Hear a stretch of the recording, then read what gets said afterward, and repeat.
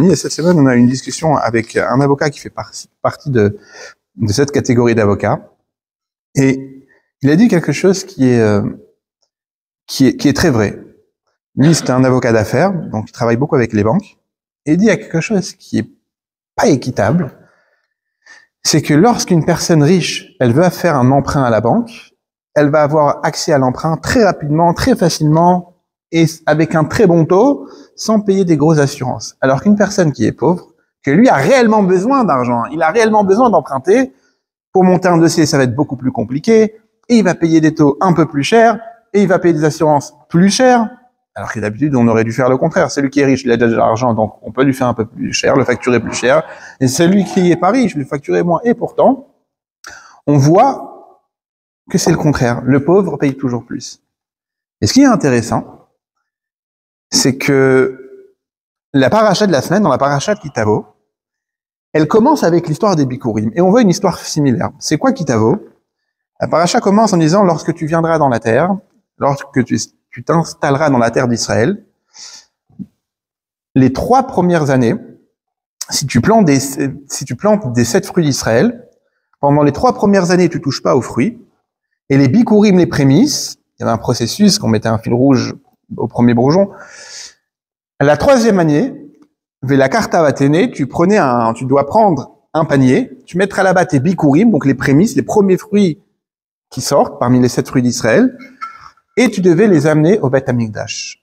Le Beth Amikdash, on rappelle, c'est le temple de Jérusalem, le temple, la maison de Dieu, là où on faisait les sacrifices, là où il y avait le service des prêtres, des Kohanim. Beth Elohim, la maison de Dieu. Et comment ça se passait? Il y avait tout un rituel. C'est que on prenait ces fruits-là, la personne les mettait dans un panier, et tout son village l'accompagnait jusqu'à Yerushalayim, Jérusalem. Et lorsqu'il s'approchait de Jérusalem, les habitants de la ville de Jérusalem sortaient à son encontre pour l'accueillir avec des chants et des danses. Et il accompagnait tous ces groupes-là jusqu'au Beth Amikdash. Et lorsqu'il arrivait au Beth Amikdash, il écrit, le Kohen prendra le panier de ta main. Le Kohen prenait le panier, et il y avait quelque chose à réciter. On rappelle l'histoire de Yaakov Avinu, que Jacob, notre patriarche, il travaillait chez Lavan, s'est marié. Quelques phrases comme ça. Yetziat Mitzrayim aussi. Et il est écrit comme ça que le Kohen, le prêtre, il prenait le panier de la main. On sait tous que chaque mot de la Torah, elle est, en hébreu, on appelle ça meduyeket, au féminin. Elle est ponctuelle. Elle est ponctuée, elle est précise, et elle est exacte de la Torah. Donc il n'y a pas de mot en vain. Et donc ici, on aurait dû dire, et le Kohen va prendre les fruits, puisque le but, c'est les fruits. Or, ici, qu'est-ce qu'on dit? Le Kohen va prendre le panier. Pourquoi il prend le panier? Et écoutez ça. Effectivement, le Kohen prenait le panier. Si c'était un panier en osier, il le prenait et il le gardait avec lui. Et si c'était un panier en or ou en argent ou en autre matière riche et chère, il le rendait à son propriétaire qui l'avait amené. Qu'est-ce que ça veut dire? Qui est-ce qui amène un panier en argent? Les personnes riches. Qui est-ce qui amène un panier en osier? Les personnes pauvres. On voit ici une sorte d'inégalité, d'injustice. Comment ça se fait que le pauvre, on lui prend son panier, on ne lui rend pas, alors que le riche, on lui rend son panier? C'est une très bonne question sur laquelle on se pose. Et il y a d'ailleurs la Gemara Baba Kama, elle déduit de là qu'une personne qui est pauvre, on appelle ça, vous savez, en yiddish, il y a le mot qui dit shlumazo. Shlumazo, c'est celui qui n'a jamais de chance. Si on traduit en hébreu, c'est shelo mazal, qui n'a pas de mazal. Mais avec la connotation yiddish, ça fait shlumazo. Celui qui n'a pas de mazal. Le mazal, c'est la chance. Et il y a des gens, on connaît tous des personnes qui, malheureusement, ils ont des difficultés dans la vie. Comme on dit, ils galèrent grave dans la vie. Ils ont toujours des galères. Et t'as d'autres personnes que tout leur réussit.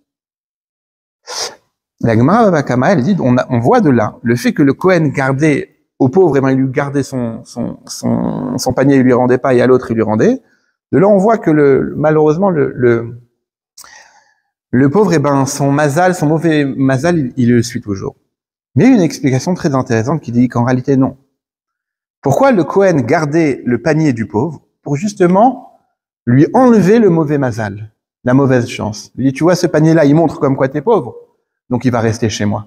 Et à partir de maintenant, tu repars avec une nouvelle énergie et on t'enlève comme ça ta mauvaise chance. Alors que le riche qui vient avec un panier riche, il repart avec, puisque lui, Baruch Hashem, il a un bon mazal, il a une bonne chance.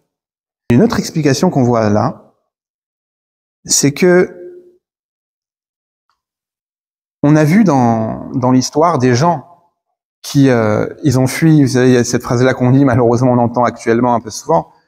On dit que avant la Shoah, dans les années 30, les plus pessimistes, les Juifs d'Europe de l'Est les plus pessimistes, ils ont terminé à Hollywood.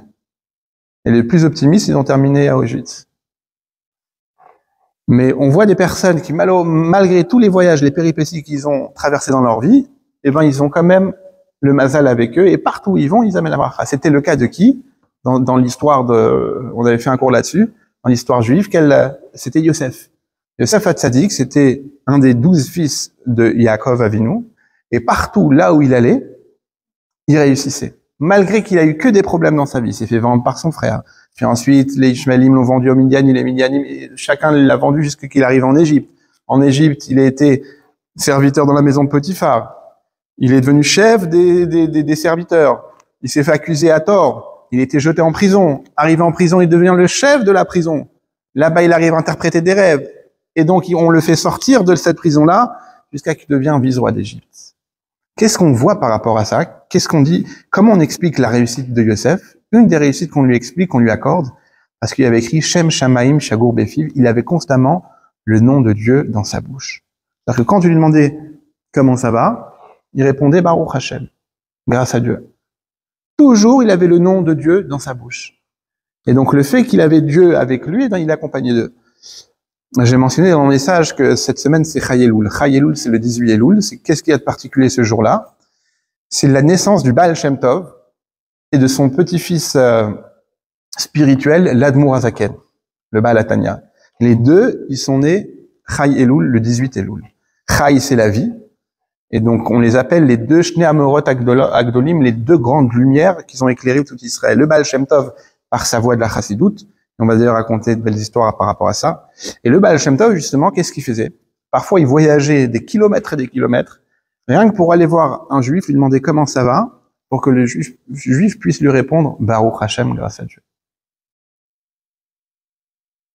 Et il disait même cette phrase-là, que même quand ça va mal, et qu'on te demande comment ça va, tu veux dire grâce à Dieu, ça va très mal. Ou ça va très mal grâce à Dieu. Parce que même le mal, nous on le perçoit comme le mal, mais en réalité c'est du bien. Seulement avec nos lunettes à nous, on n'a pas la vue adaptée pour voir ça en tant que bien. C'est seulement du mal qui devient là-bas.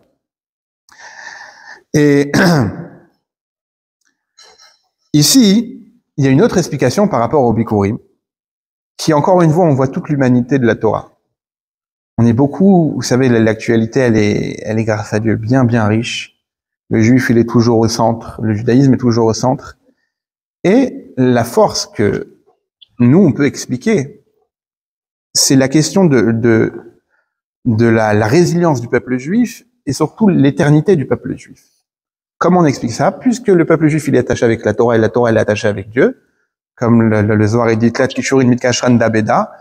Il y a trois nœuds qui s'attachent l'un dans l'autre. Israël avec la Torah et la Torah avec Dieu. Le fait que Dieu il est éternel, la Torah elle devient éternelle, le peuple juif est éternel. Mais où on voit l'éternité de la Torah? On le voit dans tous les détails. Tout à l'heure, je parlais que chaque mot, il a son sens. Et ici, écoutez un des pirouchines des explications pourquoi on parle du panier. Vous savez pourquoi? Pourquoi le Kohen prenait le panier en entier et pas seulement les fruits? Parce que peut-être, quand c'est un panier en osier, ça voulait dire que la personne qui a amené ce panier-là, il est pas riche. Et donc, s'il est pas riche, peut-être qu'il a des fruits qui sont pas beaux. Mais comme il voulait pas arriver avec un panier vide ou à moitié vide, qu'est-ce qu'il a fait? Même les fruits pourris, il les a mis à l'intérieur. Mais où est-ce qu'il les a mis? Pas au-dessus, sinon on va remarquer, tout le monde va dire, mais tes fruits, ils sont pourris. Donc il met les fruits qui sont pourris en dessous du panier, bien dans le fond du panier, et par-dessus, il met les fruits frais. Et s'il arrive au Beth Amikdash, et le Kohen lui dit, tiens, vide ton panier, qu'est-ce que les gens vont voir? Qu'il a amené aussi des fruits pourris.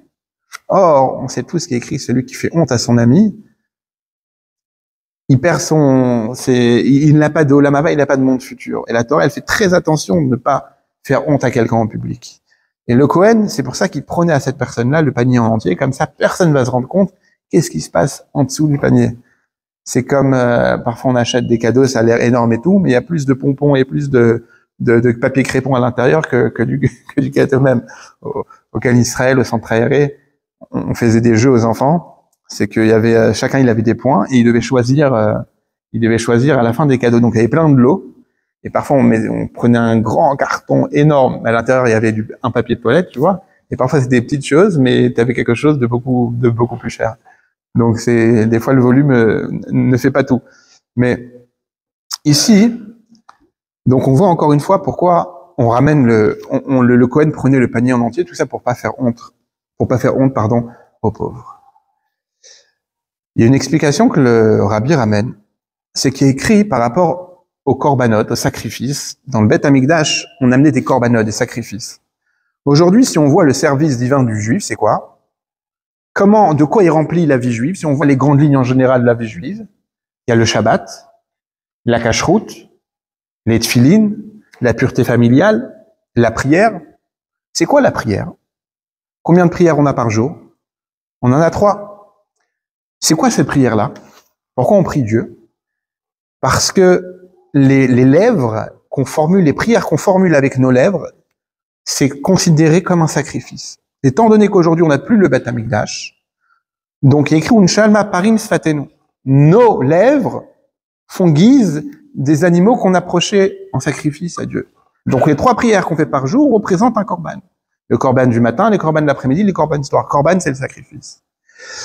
Il y avait un des korbanotes, un des sacrifices, sur il y a écrit, c'était le korban mincha. Mincha, ça veut dire un cadeau. Il y a écrit Venefesh qui t'akriv. Et une âme qui approchera. Une âme qui approchera un korban mincha, alors la loi, elle va être telle et telle, le rituel, il sera comme ça, comme ci et comme ça. Or, le mot Venefesh qui t'akriv, l'âme qui approchera, on l'utilise uniquement dans une seule catégorie de sacrifice qui est quoi? Lequel? Le korban mincha. Il y a plein d'autres korbanot, korban au singulier, korbanot au pluriel. Il y a plein d'autres korbanot, mais jamais on utilise le mot venefesh qui t'akriv. Il y a un seul korban, on utilise le mot venefesh, c'est le korban de mincha. Qui est-ce qui était plus habilité à amener ce korban-là? C'était le Hani. Hani, c'est qui? C'est le pauvre. Et il est écrit comme ça, que le pauvre, quand il amène son korban, il le fait tellement avec le peu qu'il a, mais qu'il le fait tellement avec son cœur, c'est comme si qu'il approchait son âme entière à Dieu. Alors que le riche, quand lui, il va apporter le korban, étant donné que il y a un petit peu de... Alors, faut faire attention de ne pas tomber dans la négativité, de dire c'est pas bien d'être riche, puisqu'il est écrit que Rabbi Yehuda Hanassi respectait les pauvres. Et alors, ma femme, elle m'a répété ce mot-là, je me rappelle plus au nom de qui. Ah oui, c'est un homme d'affaires qui a réussi, quelqu'un de religieux qui a réussi, et il a dit comme ça, il a dit, plus on donne la tzedaka, plus on s'enrichit. Il a dit, vous savez pourquoi? Parce qu'en donnant la tzedaka, on devient l'associé de Dieu. Et donc, quand Dieu y voit que l'argent qu'il nous donne, on la redistribue, il dit, lui, c'est un superbe associé. Donc, je continue à lui donner. Alors qu'une personne qui gagne, mais qui veut tout garder pour lui, Dieu lui dit, mais c'est pas pour ça que je t'enrichis, pas que pour toi, il faut aussi partager avec les autres. C'est pour ça qu'on appelle ça tzedaka. Tzedaka, c'est un du mot tzedek qui veut dire la justice. L'équité. Et donc, il est écrit que Rabbi Yehuda Hanassi, Rabbi le Nassi, donc c'est lui le maître qui a écrit la Mishnah, écrit qu'il respectait justement les riches. Pourquoi? Parce que c'est les personnes à qui Dieu il a fait confiance de redistribuer la fortune sur terre. Mais d'un autre côté, le riche, dans le judaïsme, on appelle la richesse, on appelle ça l'épreuve de la richesse. Parce qu'une personne qui devient riche, c'est une épreuve énorme. Il y a soit celui qui va faire la tzedaka, et donc il va participer, qui va donner, ou bien c'est lui qui va devenir avare. Et il y a une histoire aussi avec Rabbi Shayahu.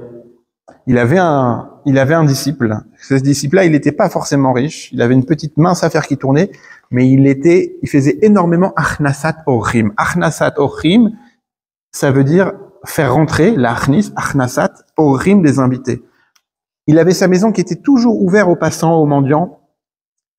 Et un jour, Rabbi Yeshayahu, il est venu le voir et il a vu comment sa maison était pleine d'invités et de pauvres. Il a dit, je te donne une bénédiction que tu vas t'enrichir. La bénédiction, elle s'est accomplie. Il est devenu très riche. Sauf que il n'a pas réussi à tenir l'épreuve de la richesse.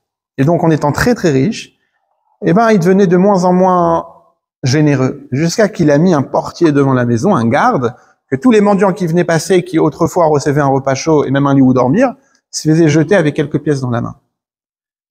Et un jour, le Rabbi Yeshayahu, il était de passage, encore une fois, par cet endroit-là. Il a dit à son élève, il a dit, Avram, je pense qu'il s'appelait, il lui a dit, viens, on va voir on va aller chez notre élève qui nous a si bien reçus. Eliezer, je pense qu'il s'appelait, la personne en question. Et quand il arrive là-bas, il envoie son secrétaire au début, il tombe sur le garde il dit, voilà, tiens, un peu d'argent, va-t'en. Et lui, il dit, non, mais je suis le secrétaire de Rabbi Yeshayahu et qui connaît très bien votre maître. Ça fait du vacarme. Le maître de maison, il entend ça, il demande qu'est-ce qui se passe, il reconnaît l'élève, il dit, mais laisse-le rentrer. Et Rabbi Yeshayahu rentre dans la maison, il se rend compte de ce qui se passe. Et là, son élève, son disciple, lui fait découvrir sa maison. Regardez, Rabbi, ce canapé, il vient d'Hongrie. Regardez, ce miroir-là, il vient d'Italie. Il commence à lui montrer les beaux meubles qu'il a achetés dans sa grande maison. À un moment, le Rabbi lui dit, l'amène vers la fenêtre et lui dit, dis-moi, qu'est-ce que tu vois par la fenêtre? Et ça donnait, on voyait au loin, ça donnait sur la rue, et il dit, voilà, ici, je vois le porteur d'eau. Là, à côté, je vois Yaakov, le vendeur de légumes. Et comme ça, il décrit tout ce qu'il voit par la fenêtre. Puis ensuite, tu lui dis, viens avec moi. Il l'amène devant le beau miroir d'Italie. Il lui dit, ici, qui tu vois? Il dit, ben, là, je me vois moi. Et il lui dit, mais j'ai une question à te poser. Le miroir, il est fait de quoi? La vitre, elle est fait de quoi? Le carreau de la fenêtre, il est fait en verre. Le miroir aussi, il est fait en verre. C'est quoi la différence? Il dit, ben, simplement que le miroir, derrière la plaque de verre, il y a une feuille d'argent. Et ce qui fait qu'on se reflète. Il a dit, tu vois où je veux en venir. C'est que parfois, quand on a l'argent, on l'étale partout. À ce moment-là, on voit plus à travers, on voit plus l'autre, on se voit qu'à soi-même. Et donc, il a compris l'allusion, et depuis ce jour-là, il est reparti, il a tout donné. Ça, c'est une histoire qui nous montre comment la chiroute, la richesse, en réalité, parfois, c'est une épreuve que si tu n'arrives pas à tenir, eh ben, tu peux tomber très loin. Et c'est pour ça que, quelque part, le riche, parfois, quand il va amener quelque chose au Corban, il est beaucoup dans le m'as-tu vu. Regardez, j'ai de l'argent, j'amène le meilleur, etc. Il y a besoin de ça. Mais concrètement, c'est accompagné un petit peu avec de ces sentiments-là de largesse et que tu as envie un petit peu qu'on te regarde. Alors que le pauvre, lorsqu'il va apporter, il apporte avec le plus grand émet, avec la plus grande vérité qu'il a à l'intérieur de lui, il amène avec tout. Et c'est pour ça que par rapport au pauvre, on utilise ce mot-là, nefesh qui t'acrive. Et une âme qui approchera. Pourquoi? Parce que quand il approche le Corban, il le fait avec toute son âme, il le fait de tout son cœur. Il y a une histoire qu'on raconte. On parlait du Baal Shem Tov. Le Baal Shem Tov, il avait ses élèves et le Chayelul, l'anniversaire du Baal Shem Tov, pourquoi c'est un jour si important? Parce que c'est le jour de la Neshama du Baal Shem Tov qui est descendu dans le cœur, dans le monde, pardon, et la Neshama du Baal Shem Tov, il a initié un nouveau chemin dans le service divin. C'est lequel? C'est l'amour du prochain et l'importance des Juifs simples. Un jour, on lui a révélé, donc c'est un tzaddik qui voit des choses que nous, on peut pas voir. Un jour, on lui a révélé quoi? On lui a révélé qu'il y a un homme, un berger, qui ne sait ni lire ni écrire, et pourtant, dans le ciel, on l'apprécie énormément. Il a demandé à savoir où est-ce qu'il est ce berger-là. Il voulait à tout prix découvrir et rencontrer qui est ce berger qu'on apprécie tellement dans le ciel. Il a vu l'endroit dans le ciel, et il a demandé à ses élèves, venez, suivez-moi, je vais vous montrer quelque chose. Et donc, ils ont marché, ils sont arrivés jusqu'une plaine, ils sont cachés derrière des arbres, et ils ont vu ce berger-là, un jeune berger avec un troupeau. Et ils regardent le berger, ils l'observent, pardon. Ils entendent le berger lever les yeux vers le ciel, il dit, Dieu, moi je sais ni lire, je sais ni écrire, je sais pas prier, je sais pas étudier parce que je suis né dans une famille pauvre, et donc, j'étais même orphelin, donc personne n'a pu me payer des cours de Talmud Torah. Mais par contre, Dieu, j'observe le monde autour de moi, et je regarde combien ton monde est beau. Je vois les arbres, je vois le soleil, je vois la terre, je vois combien tu étais généreux avec le monde, et j'ai envie de te remercier, Dieu. Laisse-moi te remercier à ma manière, puisque je ne sais pas faire de prière. et il sort une corne de sa taille, et il dit comme ça à Dieu, il dit, tu vois, cette corne-là, quand je sonne à l'intérieur, tous les animaux se rassemblent. Alors laisse-moi sonner de tout mon cœur dans cette corne-là pour toi, pour t'offrir ces sonneries-là.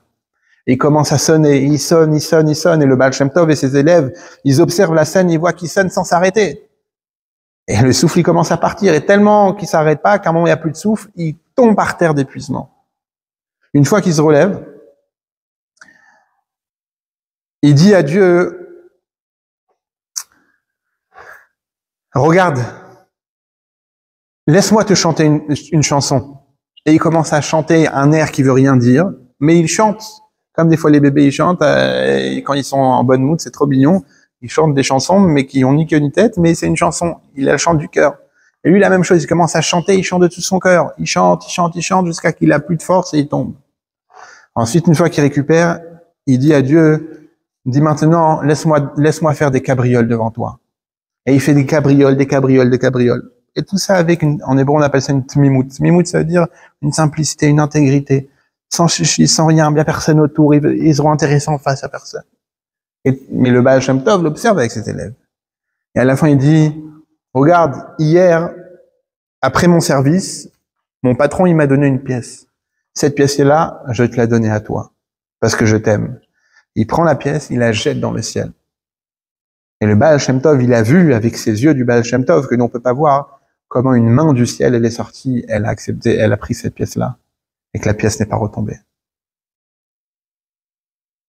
Il a dit alors à ses élèves, vous voyez, ce que vous venez de voir, c'est exactement les premières phrases qu'on lit dans le schéma. Ve'ahavta et Hashem Elokecha bechol levavecha u bechol nafshecha u bechol modecha. Et tu aimeras Hashem ton Dieu bechol levavecha de tout ton cœur, u bechol nafshecha de toute ton âme, u bechol modecha on traduit, c'est que ça veut dire de tout ton argent, mais od, ça veut dire le plus, le trait. Du mieux que tu peux. Là, ici, on voit comment Dieu, il est proche. C'est écrit, on lit aussi tous les jours, on a fait la Karov Hashem Enish Berelev, que Dieu, il est proche de ceux qui ont le cœur brisé. Et dans cette histoire-là, on voit comment, en réalité, le pauvre, quand il approche, il le fait de tout son cœur. Et maintenant, quel rapport avec nous? C'est qu'il y a écrit comme ça, que le peuple Israël, il est comparé à des bikurim, aux prémices. Que l'âme du peuple juif, elle est comparée à des fruits. Et que le corps, c'est un kéli. C'est quoi un kéli? Un récipient. Et donc Dieu nous dit, ça ne suffit pas de donner les pérotes, les fruits. Il faut donner aussi le récipient. C'est-à-dire, ça suffit pas d'être un juif dans le cœur seulement. Il faut être un juif aussi dans l'action.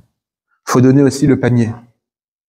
Et comme ce pauvre-là qui approche et que Dieu compare, qu'il donne son âme, la même chose qu'un juif, il approche quelque chose à Dieu, il donne aussi tout. Et en quoi ça se traduit dans nos actions tous les jours? On parlait de mezouza tout à l'heure, pareil, d'accrocher une mezouza à la maison. Ça, si tu donnes pas seulement, t'es pas seulement un juif du cœur, mais t'es un juif de l'action. Mettre tes filines, allumer les bougies de Shabbat, donner la tzedaka, manger kasher, tous ces mitzvot-là, c'est des mitzvot où on donne pas seulement le fruit, mais on donne aussi le panier. On donne pas seulement le cœur à Dieu, mais on donne aussi l'enveloppe, ce qui va avec, on donne aussi nous-mêmes. Et pour terminer avec une histoire de l'Admour HaZaken, du Rabbi Balatania, c'est Chayeloul, c'est la naissance du Baal Shem Tov, l'initiateur du chemin de la Chassidoute.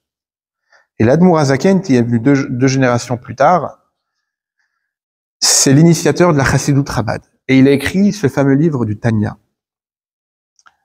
Le Tanya, c'est un livre, c'est le concentré de toute la Chassidoute Chabad, et il est comparé aux 5 livres de la Torah.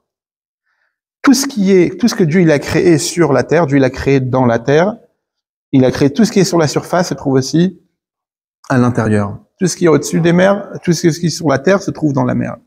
La Torah, il y a la Torah dévoilée, la Torah qu'on a, il y a la Torah Tanistar, la Torah qui est cachée, ce qu'on appelle la Kabbalah, etc. Et la Chassidoute Chabad, elle explique l'anatomie de l'âme.